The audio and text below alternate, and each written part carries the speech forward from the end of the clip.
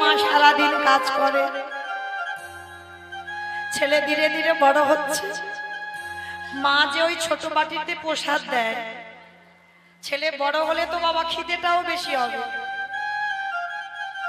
এদের বলে মা।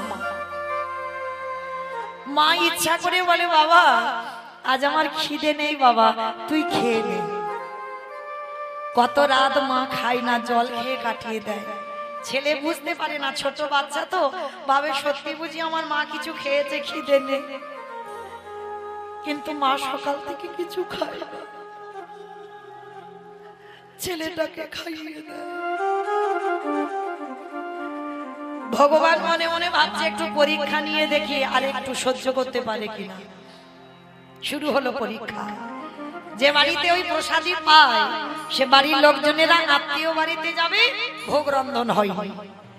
তা মায়াবতীকে বলছে, মায়া আজকে তুই খাবারটা যেখান থেকে নিয়ে নিস, আজকে তো আমরা একটু জল তুলসী দিয়ে চলে যাচ্ছি, তোর খাবারের ব্যবস্থাটা তুই করে নিস।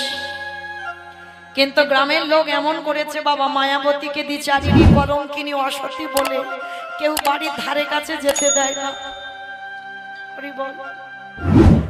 ছেলেটা সকাল থেকে বাড়িতে বসে থাকে, মা খাবার নিয়ে গেলে তবে খাবে। তো আজকের বসে আছে আর মা কিচ্ছু খাবার নিয়ে যাচ্ছে না। সন্ধ্যাবেলায় শূন্য হাতে যাচ্ছে, আর ছোট্ট বিহারি ছুটতে ছুটতে এসেছে, এসে মার কোমরটা জড়িয়ে ধরেছে। ও মা, মা গো মা, বড্ড খিদে পেয়েছে। ও মামা কি খাবার এনেছো দাও না মা, সকাল থেকে কিচ্ছু খাইনি, খুব খিদেতে পেটটা জ্বলছে, একটু খেতে দাও না মা। ছেলেটাকে বুকে নিয়ে বলছে, খোকা একটা কাজ কর না বাবা, আজকের একটু জল খেয়ে কাটিয়ে দে না বাবা।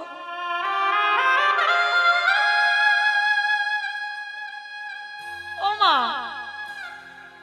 সকাল থেকে তো শুধু জল খাচ্ছি, আমি আর কত জল খাবো বলো তো, আমার যে বড্ড খিদে পেয়েছে। কিন্তু বাবা আজকে তো আমি কিছু খাবার পাইনি রে বাবা, আয় আমার কোলের কাছে আয়, আমি তোর একটু মাথায় হাত বুলিয়ে দিই, তুই ঘুমিয়ে পড়। তা মা কি করেছে, মা তো বাৎসল্য প্রেম, দেখবে যে ছেলের ঘুম হয় না মার কাছে ছেলে